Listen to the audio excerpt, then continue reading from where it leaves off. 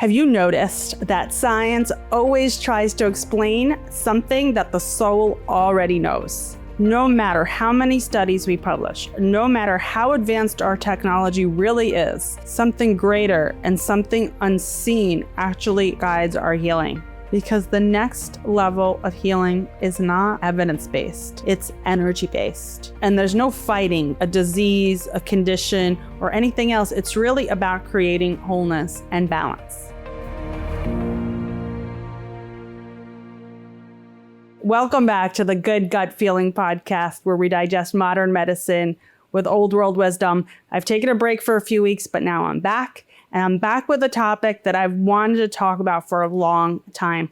But honestly, I've been a little hesitant because it's a little bit controversial, but I feel it needs to be said. We'll explore today why science is actually limited and why intuition is actually the highest form of wisdom. For those of you who don't know me, I'm going to give you a little bit about my background. I have been in the science world for many, many years. I went to a math and science high school. I knew I wanted to be a doctor since I was 3 years old. I was undergraduate biology, and then I went to get my master's in biology, but in particular molecular biology. And we did research with recombinant DNA, which basically means kind of like genetic engineering. So in a lab, we did a lot of lab bench research. Then I went to med school. In med school, I learned all this other stuff. And then in my residency and fellowship, I did more research, more clinical research at this point. And throughout this time, I was reading medical papers, journals, science-based journals, basic science-based journals. So what I'm going to tell you isn't coming from an ignorance of science, but rather from really understanding what it is. And these days, science has become a cult. That we are told to believe science, to trust science, and not trust anything that hasn't been published in a paper. Well, guess what? Guess what science actually is? Science is the proof or disproof of a hypothesis. And it's constantly evolving because we were once told that the earth is flat. And we told pregnant women to take thalidomide. And there's many, many things that evolved. Physics has evolved because of the progress of the microscope. When in Newtonian physics, we thought we were just a sum of our body parts. And now with quantum physics, we're knowing that we're much more energy than we are actual matter. But the wisdom never changed. The fact that we're energy because there's a higher force, because our perception creates reality, hasn't changed. Science has changed because science has its limitations. So using science to explain something greater is a mistake. If the evidence keeps changing, how can we say it's the truth? Science is a beautiful tool. It's a powerful tool. It speaks to the curiosity of the mind. And yes, we have gained a lot of knowledge, advancements, technology. And in some ways, our life has significantly improved with advancements of science and even medical science. Antibiotics are lifesavers in the critically ill. The surgical technology, the procedure-based technology has evolved in such an incredible way. The problem is that evidence-based medicine, it studies populations. It studies a group. It doesn't study you.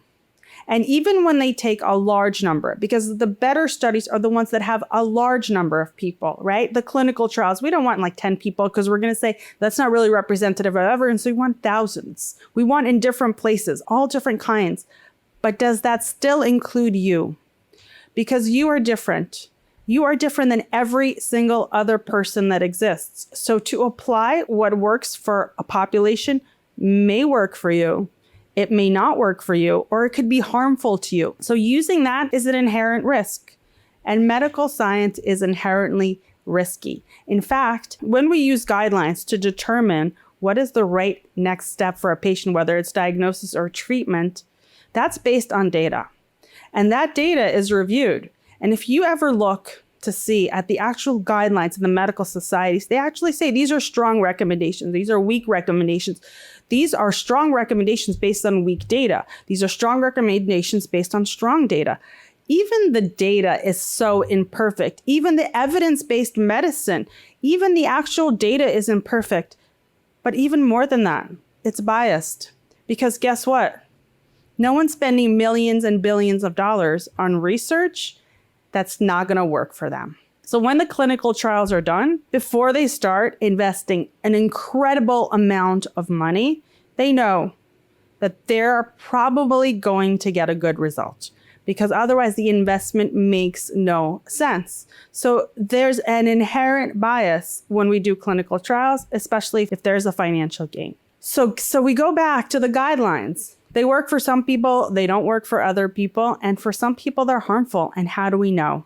And I'm going to tell you we don't. If we simply utilize the data to make a decision, then it'll always be imperfect. And I'm going to give you an example from my field.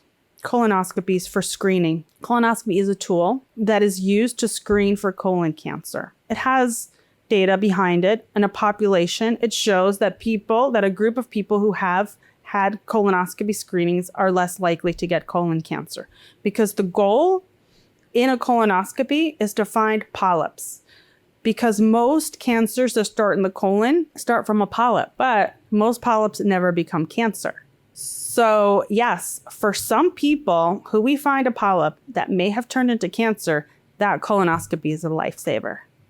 But for many people who have a normal colonoscopy, it really didn't contribute much to their health. And for people who had polyps that were never going to become cancer and were never going to become a problem, or were never going to grow, or maybe would resolve on their own, it also didn't help. Many people come back from a colonoscopy and they say it's clean, it's good, it's normal, and they're happy. And that's good. It's better to have something normal than abnormal, right? But then what was the point of it? The point of it is that we looked at a population to determine what was right for you. But what was right for you may not be based on what we found in the population study. So then we go into research of N of 1. And this is where precision medicine comes in, where we look at one person and we see what that one person needs based on certain data points. But who you are yesterday is not who you are today. And yes, science is beautiful and science is interesting and science is intellectually stimulating, but it is limited because it measures only what it can see, not what it truly is. How do you measure love, intuition, or energy of a thought? Science can't quantify the unquantifiable. And I'm going to tell you from my personal experience, using guidelines and using intuition. I used to be very by the book. And I think most doctors are, especially in the beginning, because you only really know what you learned. You don't know practical life. So I was very thorough when I was working in the hospitals, and I was very by the book. And I'm going to also give you a little background that every single gastroenterologist who's done a certain number of procedures, which is usually in the thousands by the time you graduate fellowship, has had a complication, has had a perforation. Perforation is a hole in the colon. Sometimes it's big, sometimes it's small, sometimes it's not so clinically significant, sometimes it's tragic. But after doing thousands of procedures, it's inevitable. A good gastroenterologist, a good endoscopist will have less of them. The average is about 1 in 1,000 or 1 in a couple of thousand procedures is a complication. And a bad one's going to have them more frequently. So I'm going to tell you that I had a patient when I was in the hospital, and the guidelines said she needed a colonoscopy. It was black and white. She absolutely needed it. It was very cut and dry. And when she was waiting for her colonoscopy, she was crying. And she said, "I'm so scared. I really don't want to do this, but I trust you and I know it's needed." The old me who stuck to the guidelines did the colonoscopy, despite the fact that I had a bad feeling. And she had a bad feeling. My current self would have not done the colonoscopy, but I did. And she was the only perforation that I've ever had. And thank God it was very small. And thank God she didn't need to have a colon resection. And thank God she did perfectly fine. But I learned a valuable lesson that sometimes you just know.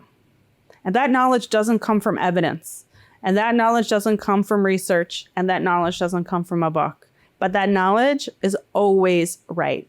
And when you trust that knowledge, that's beyond science, beyond research, beyond statistics, you will never be wrong. And that is not quantifiable. Intuition is really the most accurate data you'll ever receive. And it's not anti-evidence. It's not anti-science. It's beyond it. It's greater than it. And I'm going to give you another real life story that I learned early in my training. Even before I was in my gastroenterology training, I did an internal medicine residency, like every other GI doctor goes through that first. And part of that training was ICU, intensive care.